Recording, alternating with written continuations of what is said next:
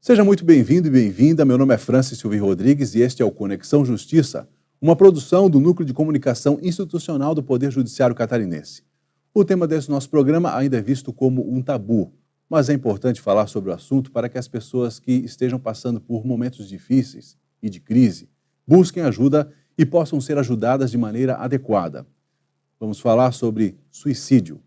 A Organização Mundial da Saúde estima que sejam quase 1 milhão de casos por ano no mundo. No Brasil, a média é de aproximadamente 40 por dia. A maioria dos casos está relacionada a doenças mentais que não foram diagnosticadas ou tratadas corretamente. Situações que poderiam ter sido evitadas caso os pacientes tivessem acesso a tratamento e informações de qualidade. Mas qual o protocolo adequado de prevenção ao suicídio? Para nos ajudar com a resposta, recebemos hoje aqui a Érica Medeiro Braz, que é psicóloga da Seção de Atendimento Integral à Saúde, aqui da Diretoria de Saúde do TJSC, a doutora Graciela de Oliveira Schmidt, que é médica e diretora da Diretoria de Saúde do nosso tribunal, e o Aloísio Hofer Begrou, que é médico psiquiatra da Gerência de Saúde do Ministério Público de Santa Catarina. Muito obrigado por ter atendido ao nosso convite. Eu vou começar perguntando para o Aloísio e para a Érica, psicóloga e médico psiquiatra, como a gente pode detectar a tendência ao suicídio? Detectar tanto em si mesmo quanto, eventualmente, em algum colega. É possível perceber um sinal em mim mesmo, vamos dizer assim, ou no meu colega de trabalho? Ele tem alguma tendência ao suicídio? É possível identificar, né? Para isso, eu acho que o colega de trabalho, a chefia, precisa ter um olhar empático e atento, porque às vezes esses sinais são sutis. Por exemplo, a pessoa tem algumas falas desesperançosas. Eu estou muito cansado, está muito difícil para mim, seria melhor para minha família se eu não estivesse aqui, né? Isso são sinais de alerta. Uma mudança muito brusca de comportamento, a pessoa começa a faltar ao trabalho, a produtividade cai, ou até mesmo o humor muda, fica mais triste, mais deprimido. Isso podem ser sinais de alerta. Bom dia. Então, isso mesmo que nem a Érica falou, a maioria das pessoas dá sinais de que não está bem, né? Sinais não verbais, as mudanças de comportamento, que nem a Érica falou, a pessoa tinha um comportamento X e começou a se comportar de uma maneira Y, né? Está mais quieta, falando menos, né? Ou até visivelmente mais triste, né? Alterações, então, também cognitivas, assim, às vezes a pessoa produz de uma forma super boa no trabalho e começa a produzir menos. Então, são sinais de alerta, né, para a gente chegar e perguntar para essa pessoa se está tudo bem, né? E, até mesmo certos comportamentos, a pessoa tem a preocupação em deixar tudo certo, sabe? Se despedir das pessoas, fazer as pazes com quem ela estava brigada, de repente, de arrumar o ambiente de trabalho, a mesa dela, deixar tudo pronto, para caso ela não esteja mais ali, não dar trabalho para outras pessoas. Isso também pode ser um sinal. Interessante. Há uma tendência, então, a fazer uma despedida, assim, vamos dizer. Sim. Às vezes não tão clara, né? Mas muitas vezes fica bem visível mesmo que a pessoa está se despedindo. Agora, isso pode acontecer também consigo mesmo? Como é que eu posso identificar, de repente, se eu estou num momento de depressão, que isso futuramente pode me levar a alguma tentativa, né? Como é que eu identifico em mim mesmo? Porque às vezes pode ser difícil também se identificar que você está propenso a isso, né? É muito importante a pessoa se observar e se conhecer. Por exemplo, eu percebo que eu estou mais triste, eu estou mais cansada, eu tenho vontade de dormir o tempo todo, eu perdi o interesse pelas atividades que antes eram prazerosas, hoje não são mais, né? Então, isso são indicativos de que há algum problema de ordem mental comportamental, né? Então, a pessoa, percebendo esses sinais, já deve ficar um pouco mais atenta a eles. Inclusive, a duração e a intensidade, né? Porque se sentir triste de vez em quando é normal. Todo mundo se sente. Mas se está sendo muito prolongado os sintomas e se está numa intensidade que está prejudicando as minhas atividades diárias, então, opa, né, tem alguma coisa errada. E os colegas conseguem perceber também se a pessoa está passando por isso, então não é tão difícil. Na maioria das vezes é possível perceber, sim, né? Colegas de trabalho, a família, na escola também, adolescente, enfim, é possível perceber, né? Tanto essa alteração de comportamento quanto os pedidos de ajuda verbais, assim, né? E até, que nem a Erika falou, essas despedidas, ou às vezes a pessoa chega para você e se desculpa por algo lá do passado, assim, que, né, chama atenção, por que ela está fazendo isso? Né? Ou fala coisas nesse sentido, gostaria que você ficasse com isso, né? Ficasse com tal coisa minha, né? Ou agradece coisas assim de uma forma que chama a atenção, né? Diferente do habitual dela. Então são sinais de alerta bem importantes. Mas eu acho que também é importante destacar que às vezes não há sinal algum, né? Até mesmo para a pessoa não ficar com esse sentimento de culpa. Como que eu não percebi? Como que eu não vi? Então, às vezes, não há sinais, é um ato impulsivo. Mas se você perceber algum desses sinais, olha, a pessoa mudou de comportamento, ela falou eventualmente que era melhor ela não estar aqui, então não pode ser ignorado. Sim. Mas será que eu estou exagerando? Francis, né? A gente tem que estar bem atento para o olhar e para o perceber. Olhar, a gente está vendo tudo. O perceber exige uma atenção, onde a gente vê uma fumacinha e a gente tem que botar atenção para tentar entender o que a gente está enxergando ali. É o meu olho que está embaçado, é o meu óculos que está com vidro sujo, tem fogo, é o gelo seco. Então, o olhar a gente enxerga. O quanto a gente atende aquilo que a gente está vendo para poder perceber é uma outra situação que isso depende da nossa atenção como ser humano no outro colega. Existe a campanha do Setembro Amarelo, né, no mês de setembro, que já é realizada há 10 anos. Né? Nesse ano, o lema é se precisar, peça ajuda. Eu acho que é se precisar para mim e se precisar, eventualmente, para um colega, para um parente. Sim. Percebi que algum parente está com alguma tendência, precisamos ajudá-lo. Algum colega de trabalho, precisamos ajudá-lo. Ou eu mesmo. Peça ajuda. Existe algum protocolo para poder ajudar essa pessoa que está com uma tendência suicida? Existe. Aqui no Tribunal de Justiça, nós desenvolvemos um protocolo de prevenção ao suicídio. Então, se a pessoa que está em risco ou algum colega identifica o risco, liga imediatamente. Liga imediatamente. É uma coisa sim. que não dá para ser postergada. Exatamente. Aqui nós temos um contato, né? Isso. No caso do Tribunal de Justiça, a gente tem um número, né? Vamos lá, nós vamos botar... A gente pode dizer aqui para os outros órgãos, né? Porque já que a gente está fazendo, a pessoa pode entrar em contato com a CVV, dar esse contato da CVV. A CVV é importante Sim, também, isso, né? mas que aqui no Tribunal de Justiça, além da CVV, a pessoa tem a possibilidade de nos contactar. Corrijam-me se eu estiver errado. Nós vamos botar no GC ali embaixo, no vídeo. O número da CVV também, não? Aí nós temos que procurar, mas 188. 188? Então vamos lá. CVV é 188 e para o atendimento feito no Tribunal de Justiça pelos nossos psicólogos é o número 48-3287-7600. 48 é código da capital, pode ser ligado de qualquer lugar, né, o servidor que estiver em qualquer lugar do Brasil. 48-3287-7600 ou final 7610. 7600 ou 7610.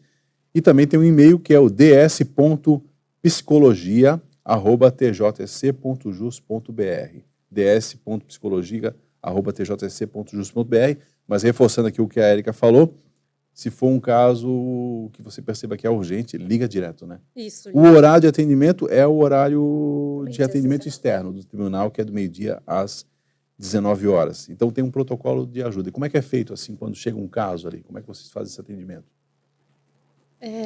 As nossas recepcionistas colhem os dados, né, principais, só o nome da pessoa, o telefone, a comarca, porque caso a ligação caia, a gente possa entrar em contato, não deixar essa pessoa desassistida. Sim, sim. Então a ligação é passada para um dos psicólogos e é feita essa conversa inicial, né? E se por um acaso é detectado um risco iminente de suicídio, é importante entrar em contato com os bombeiros ou com a polícia. Que eles também têm uma maneira de fazer esse atendimento, né? Sim. Porque tem casos que são urgentes. Eu me recordo que, na época que eu era repórter, isso já faz, deixei de ser há mais de 10 anos, a gente tinha uma preocupação em não divulgar casos de suicídio. Como é que a gente trata esse assunto? A gente procura não falar diretamente sobre o suicídio para a pessoa que está passando por essa situação? Como é que a gente trata isso? Eu vou falar então em relação a quem detecta o risco de suicídio em outra pessoa, não vou falar em relação à imprensa. Primeiro é importante você detectar se você tem condições de conversar e de acolher essa pessoa. Porque se você detecta que não consegue, encaminhe a pessoa em risco para ser atendida por alguém especializado. Então, se você acha que você consegue dar esse primeiro acolhimento, é importante sim falar diretamente sobre suicídio. Fazer perguntas diretas.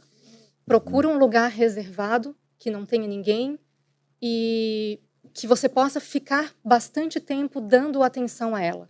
Não deixar ela sozinha, então. Não deixar sozinha, e se na conversa você percebe que o risco é muito grande, chamar um familiar para poder levá-la embora ou levá-la para uma instituição onde ela possa receber um atendimento psiquiátrico especializado. Dependendo da situação, eu posso chamar a polícia, então, ligar para o 190, o bombeiro, alguém que tenha uma condição assim de dar um atendimento também? Sim. Se eu estou sozinho, né? Isso mesmo. Essa é a conduta, digamos assim, né? Mas eu gostaria de pontuar também que quando a pessoa está em sofrimento, ela precisa conversar. Então, muitas pessoas perguntam assim, o que eu falo, o que eu não falo, né? Então, eu acho que no primeiro momento, o verbo que a gente usaria é ouvir, né? Então, falar algo inicial para acolher a pessoa, para mostrar que você realmente tá interessado, fazer uma escuta ativa, né? Prestar atenção para a pessoa relatar o que está acontecendo, né? Porque como que é um problema muito complexo, não tem às vezes uma saída simples assim, né? Então tem que entender realmente o que está se passando com aquela pessoa, né? Só o falar, ela expressar como está se sentindo já ajuda muito. E aí depois disso, né? Você faz as orientações. Qual que é o principal? Assim, é buscar ajuda profissional, né? Psiquiatra, psicólogo, né? Pessoas profissionais da saúde mental capacitados, né?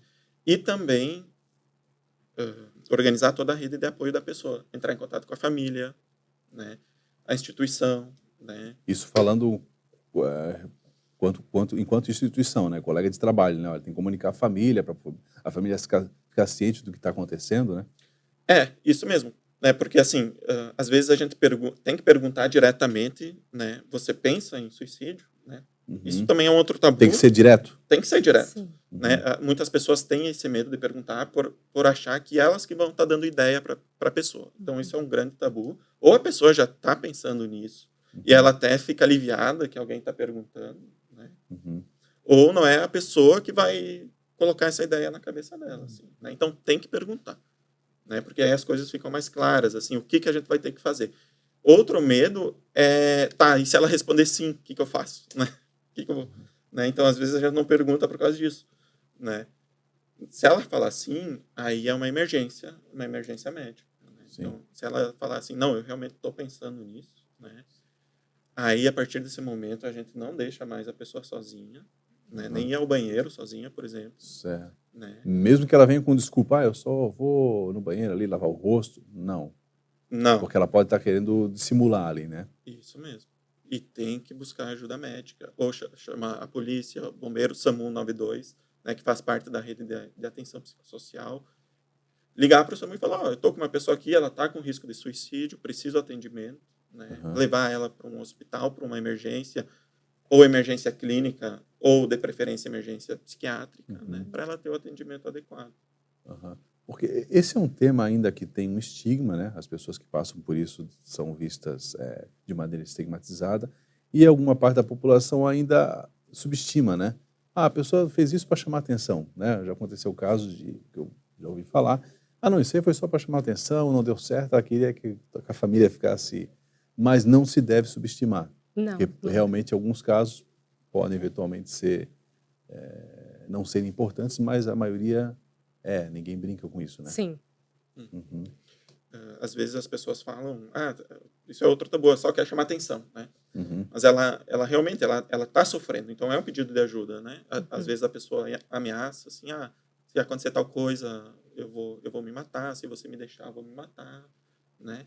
Então, a pessoa, ela poderia ter vários outros mecanismos de enfrentar esse problema, mas ela está apelando, ela já não tem mais forças, energia, quando está deprimida, por exemplo, para lidar com esse problema de outra forma. Então, a última forma que a pessoa tem é essa de, então vou me matar, né? Então, ou seja, já indica um sofrimento muito intenso. Uma coisa que a gente aprende no judiciário, né, trabalhando com processos, principalmente criminais, todo dia, é levar a sério as ameaças.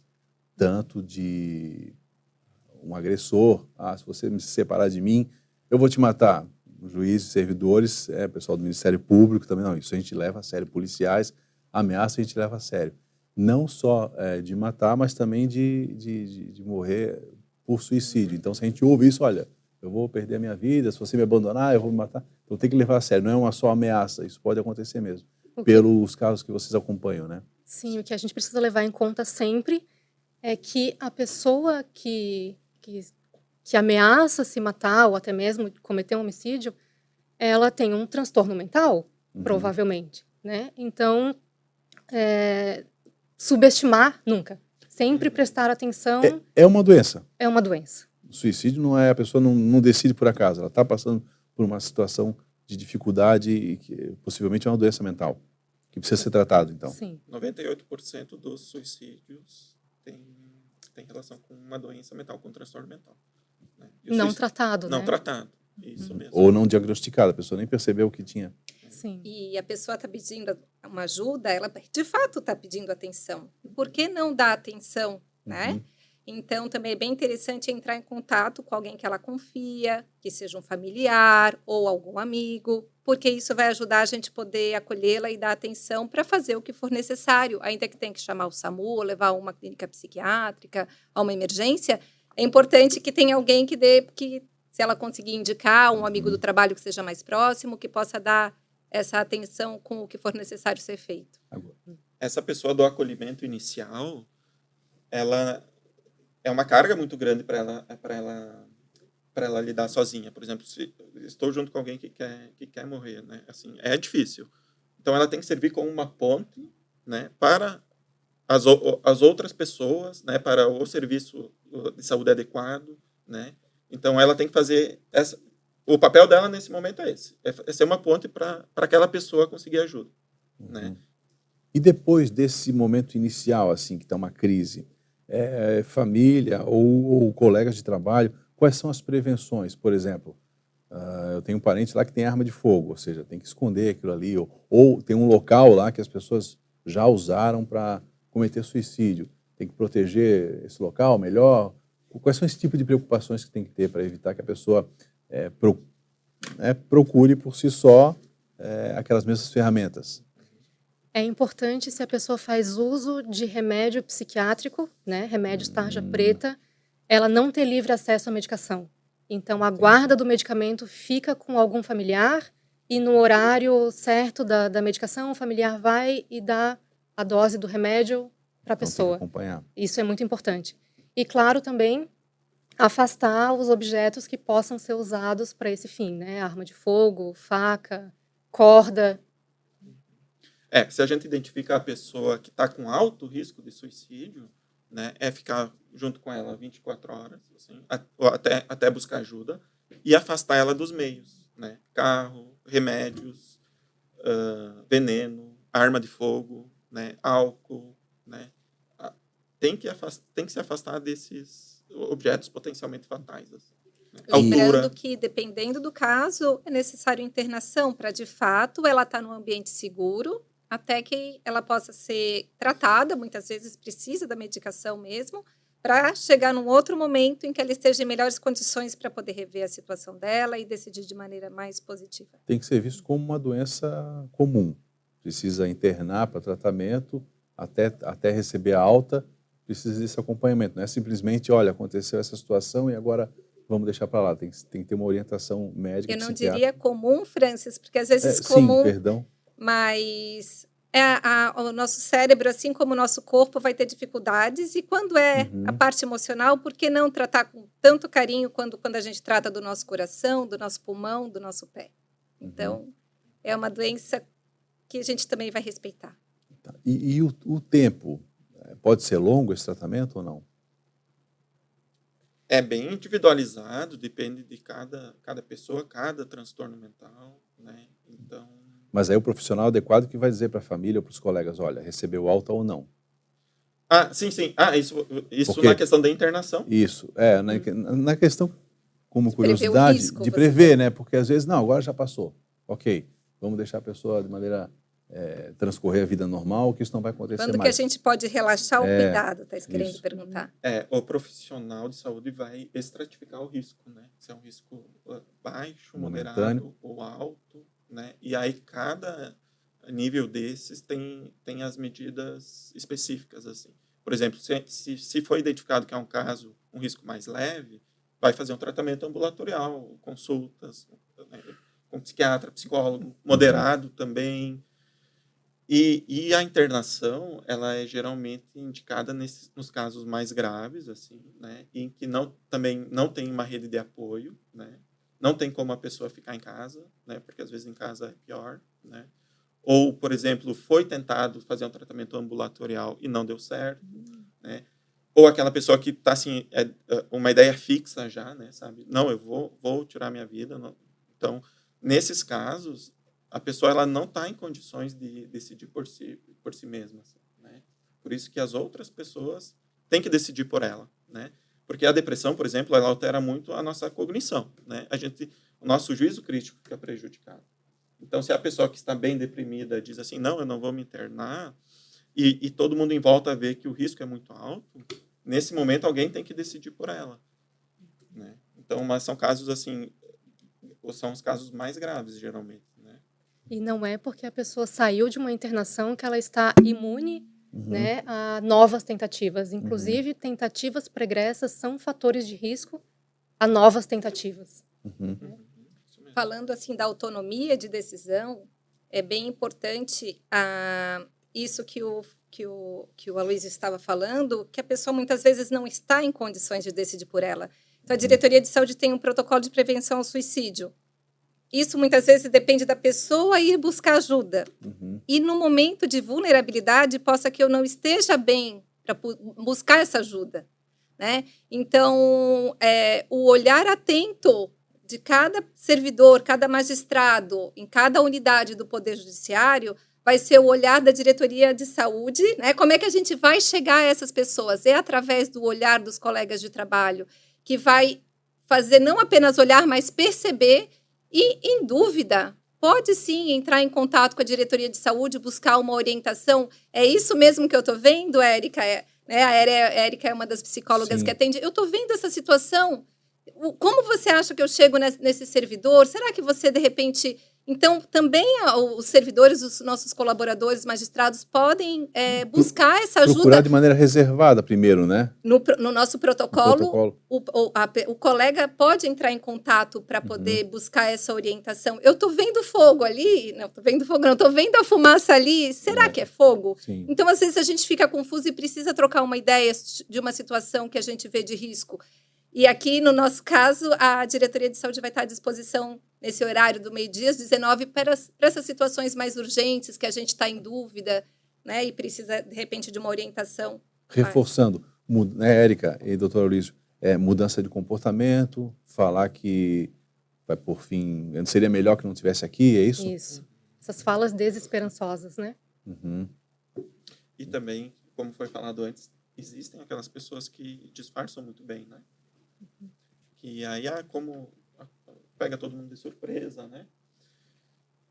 E aí entra a questão do tabu, do estigma, né? Principalmente homens, assim, que se está mais... não pode falar sobre sentimentos, demonstrar as emoções é um sinal de fraqueza, né? E aí essas pessoas acabam se isolando muito mais, assim, e disfarçam muito bem que não estão bem. Né? Então, falar sobre o assunto, falar sobre a prevenção, sobre a promoção de saúde mental, né? Diminui o estigma, e de alguma forma mostra para essas pessoas assim que se pode falar sobre os tem que se abrir. sentimentos, que eventualmente muitos de nós não vão estar bem emocionalmente e que não tem nenhum problema pedir ajuda. Uhum. Nesse sentido, Francis, que estavas falando em outro momento sobre falar o suicídio, né? A gente não vai divulgar casos, porque isso pode ser encorajador para alguém que... Mas a gente precisa falar do tema para quem tem a dificuldade de saber onde buscar ajuda. Uhum. Então, a maneira como a gente fala sobre o tema é que vai fazer toda a diferença em realmente ajudar a pessoa que precisa ser ajudada. Uhum. Há um aumento de casos, de estatística, por exemplo, no mundo ou no Brasil, relacionadas ao número de suicídios? No Brasil, os casos vêm aumentando, as taxas de suicídio vêm aumentando, né? Em alguns outros países também, da América do Sul, América Central, na Ásia, e em alguns outros países vem diminuindo, né? Na Europa, por exemplo, várias medidas já de políticas públicas assim fizeram com que as taxas vêm diminuindo. Mas no Brasil, né, elas vêm aumentando, principalmente entre os adolescentes. Tem alguma origem comum? Tem algum estudo que fala, olha, isso está causando por causa de uma frustração coletiva ou não, uma falsa expectativa? O que poderia estar gerando essa continuação de números de casos, de aumento? Eu posso falar da pandemia, né, que nós tivemos do Covid-19, que aumentou muito aumentou muito os casos de suicídio, justamente porque as pessoas ficaram mais ansiosas, ficavam deprimidas porque muitos estavam isolados socialmente, distante da família, da rede de apoio, e não tinham com quem contar, não tinham com quem procurar. Então, nesse período, realmente, o aumento de casos foi bem significativo. Certo. Mas quando a pessoa passa por essa situação, ela pode voltar a ter uma vida normal.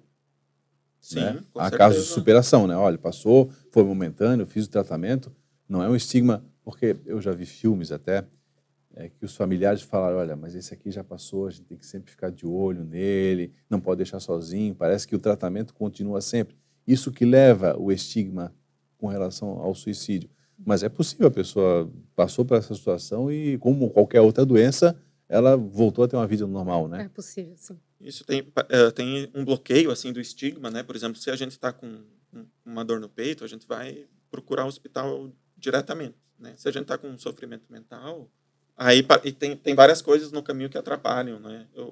Um estigma, a negação, né? Ou achar que é frescura, e daí isso não faz a pessoa buscar tratamento, né? E mesmo assim, quando está em tratamento, ainda continua um estigma, né? Como se fosse um defeito, como se a pessoa fosse fraca, né? Como se ela tivesse escolhido isso, né? E Então, muitas vezes o tratamento medicamentoso regula o que estava em desarmonia no cérebro, digamos assim, e a pessoa volta a ter uma vida normal, sim, com o uso da medicação. Eu sei que o trabalho nosso, né, tá sempre cada vez mais sendo cobrado e intenso, né? E isso leva com que a nossa rotina no dia a dia seja muito, muito dinâmica e tenha pouco tempo para conversa, até sobre coisas fora do trabalho, com os colegas, né? Mas eu acho que a gente tem que, quando perceber alguma situação desse tipo, né, doutora? Sim. Tem que se abrir para conversar, né? Sobre coisas... A gente não deixaria passar uma fumaça, né? Uhum. Mas às vezes a gente vê sinais assim que são importantes, mas a gente faz vista grossa. Então, é importante a gente olhar com a mesma atenção que seria se a gente visse uma fumaça. Opa, tem uma fumaça ali, o que é isso? Deixa eu olhar um pouquinho mais perto, né? E quem pode, de repente, ser mais adequado a perceber essa fumaça, que nem a doutora falou, é o colega de trabalho que convive já há muito tempo com a pessoa e pode perceber essa mudança, né? E familiar, né? No caso, Sim. tanto para quem está em home office também, né? Então, fiquem atentos, né? Mais alguma observação sobre o tema, doutora, que acha importante a gente falar, principalmente aproveitando que nós estamos no Setembro Amarelo? A prevenção, né? A gente está falando da prevenção direta para situações que estão já numa situação um pouco mais complicada, né? Mas a gente vai usar ainda uma prevenção maior, que é a prevenção o cuidar da saúde mental. O cuidar da saúde mental é a gente estar próxima das pessoas que a gente ama, priorizar aquilo que supostamente deveria ser prioridade para o ser humano, né? As conexões humanas, o tempo junto de qualidade, atividades no aberto, ter uma alimentação saudável, fazer atividade física, são coisas bem importantes que vai ajudar a gente estar bem para lidar com as situações desafiadoras. Então, essa é a prevenção, cuidar do nosso corpo e do nosso cérebro, que não são coisas separadas. E no momento que a gente precisa e tiver dificuldade, porque todo mundo tem, pedir ajuda. Valorizar o bom da vida, né? Isso. Mais alguma consideração? Acho que não. Vamos... Eu gostaria só de complementar que passa pela promoção da saúde, né? As políticas públicas, né? Ter acesso aos serviços de saúde, né? Qualidade de vida, estar disponível, ter convívio social de qualidade, né? Ter lazer, né? Esportes, diminuir o consumo também de substâncias, que isso aumenta muito o risco, né? Desenvolver a espiritualidade também é um fator de proteção, né? Para o suicídio, e promove também a saúde mental, né? Mas principalmente no dia a dia, eu acho que é estar disponível, né? Porque as pessoas muitas vezes não têm com quem falar, todo mundo está conectado, está na correria, né? Em casa também as pessoas estão o tempo todo conectadas, e aí muitas vezes não tem essa abertura para falar sobre como está se sentindo. Né? Então, eu acho que posso corrigir? Eu vou dizer que as pessoas estão desconectadas. Elas estão conectadas a tudo, menos coisa. A elas mesmas. Isso mesmo, mesmo então, a pessoa que está do lado. Né? Isso, porque não se conectar e estar presente com as pessoas que estão junto de nós. Isso mesmo. Certo. Eu vou aproveitar, então, repetir o número para o atendimento aqui para os servidores do Tribunal de Justiça. Nós vamos botar o GC aqui. 048-3287-7600 ou 7610. Atendimento das 12 às 19 horas, ou mandar um e-mail, mas se for o caso urgente, ligar diretamente, né? E-mail só para casos não tão urgentes. Para o ds.psicologia@tjc.jus.br. Com certeza no MP também deve ter um canal de acesso, né? Servidores lá vão procurar, eu acho que lá na página do MP. A gente tem algumas instituições parceiras que estão fazendo a parceria da Semana com a Saúde, da Semana da Saúde, então é bem importante que, caso seja de uma outra instituição, a gente tenha o CVV também, né? Que é uma maneira de buscar ajuda. E claro, se é um... E CVV 24 horas, né? Isso, também, inclusive para os nossos colaboradores. Fora desse horário, a gente... Isso. A gente não vai poder estar disponível, porque a gente não tem equipe para isso, né? Então, fora desse horário, buscar ajuda no CVV. E nas outras instituições, se o gestor tem algo que precisa buscar de ajuda, vai poder buscar essa ajuda com o setor de saúde, de psicologia lá da instituição. No MP nós temos a GESAL, Gerência de Saúde, então conta com psiquiatra, psicólogo também nesse horário, né? E também fora do horário, CVV e a busca dos serviços de saúde mesmo, assim, SAMU, né? Pronto-socorro, hospital psiquiátrico. Lembrando que a campanha do Setembro Amarelo desse ano é, se precisar, peça ajuda. Peça ajuda para si mesmo, para algum colega, para algum parente. Senhores, eu quero agradecer, então, a participação aqui da Érica Medeiros Braz, que é a nossa psicóloga da Seção de Atenção Integral à Saúde da Diretoria de Saúde do Tribunal de Justiça, a doutora Graciela de Oliveira Schmidt, que é a médica diretora da nossa Diretoria de Saúde, e o Aloysio Hofer Begrou, que é médico psiquiatra da Gerência de Saúde do Ministério Público de Santa Catarina. Obrigado pela participação de todos. E o nosso programa fica por aqui. O Conexão Justiça é uma produção do Núcleo de Comunicação Institucional do Tribunal de Justiça de Santa Catarina. Se você gostou do tema de hoje, compartilhe esse vídeo e assista também nossas outras entrevistas já disponíveis no canal do TJC no YouTube. Até a próxima.